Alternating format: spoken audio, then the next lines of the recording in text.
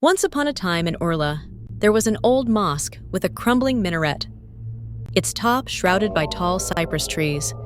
The mosque, dark and abandoned, cast a heavy atmosphere over the surrounding land. It stood near fields, almost blending into the landscape. One of these fields lay directly opposite the mosque, and in it, there was an old vineyard hut. Every summer, people would visit the area, picking tomatoes and cucumbers from the field, enjoying the peacefulness of the summer air. But one particular summer morning, a terrifying event unfolded in those fields, an event that is still spoken of today. One early morning, as a man set out to take his sheep to graze, he passed by the mosque and heard strange sounds coming from within, sounds of drums and tambourines. It was still early, and there shouldn't have been anyone inside the mosque. Curious, he walked closer to the mosque's crumbling corner and peered inside. What he saw shocked him.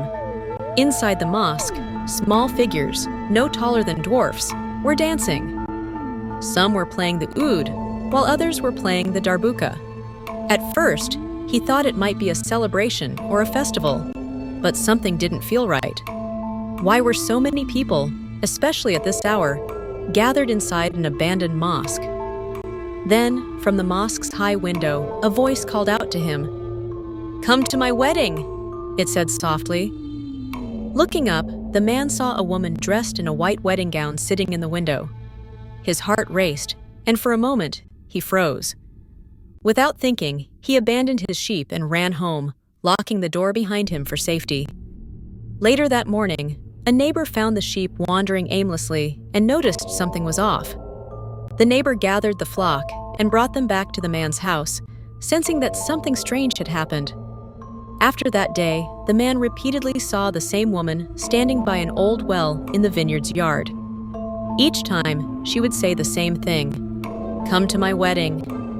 No one dared approach the well.